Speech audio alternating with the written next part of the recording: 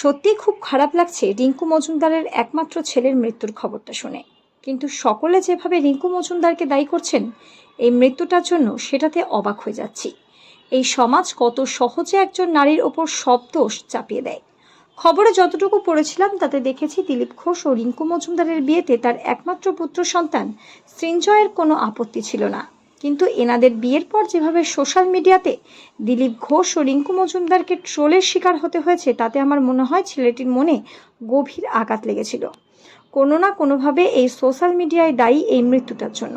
সবারই ব্যক্তিগত জীবন আছে, সকলেরই সুখে থাকার অধিকার আছে। আর যারা বলছেন রিঙ্কু মজুমদারের ছেলে আত্মহত্যা করেছে, তারা প্লিজ আগে পুরো খবরটা ভালো করে পড়ুন, তারপর একজন মাকে এইভাবে নোংরা ভাষায় আক্রমণ করুন। রিঙ্কু মজুমদারের ছেলের প্যানক্রিয়াসের প্রবলেম ছিল, কিন্তু সোশ্যাল মিডিয়াতে যেভাবে ওনার মাকে ট্রোল করা হয়েছে, হয়তো এসবের কারণেই ছেলেটি প্রচুর পরিমাণে ডিপ্রেশনে চলে গিয়েছে। আর চিন্তা এমন একটি রোগ যেটা সারানোর ক্ষমতা ডাক্তারদেরও থাকে না। আমিও একজন মা, তাই মা হয়ে এই কষ্টটা বুঝি।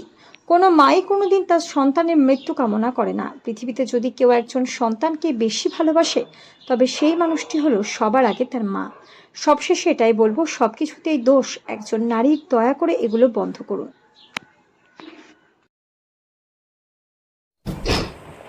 ঘরে আরো দোতলা ছিল, আমি কারোর দিকে না তাকিয়ে আমি সিঁড়ি দিয়ে নেমে রুমে ঢুকে চাবি নিয়ে আবার বেরিয়ে গাড়ি স্টার্ট করে আসলাম। বাড়িতে এসে অ্যাম্বুলেন্স কখন আসছে 15-20 মিনিট ওইসব না করে গাড়িতে আবার সবাই ধরাধরি করে সিঁড়ি দিয়ে নামালো দোতলা থেকে, গাড়ির পেছনে বসালো, দুজন বসলো, আমি চালিয়ে সামনে একজন বসলো, আমি নিয়ে ওইতে গেলাম।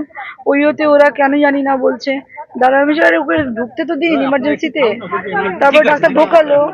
ঠিক আছে, থ্যাংক ইউ। রাত্রিবেলা কি কোনো রকম কোনো স্প্রেড করছে, ওটা ঠিক হচ্ছে না।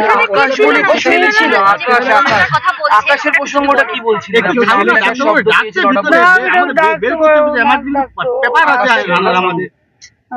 ও বলে রাতে বেলা 9টা অব্দি নাকি নাক ডাকার আওয়াজ পেয়েছে। ডাক্তার ডাকছে।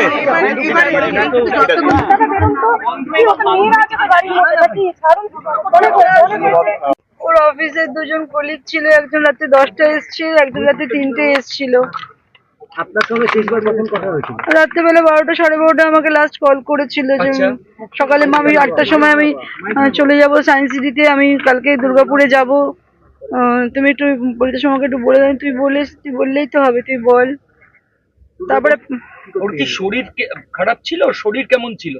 ও তো 1-1.5 বছর আগে ওর একটুখানি একটু সেন্সলেস মতন হয়ে গেছিল, ওকে নিয়ে ওর ওষুধ খাওয়াতাম আমি।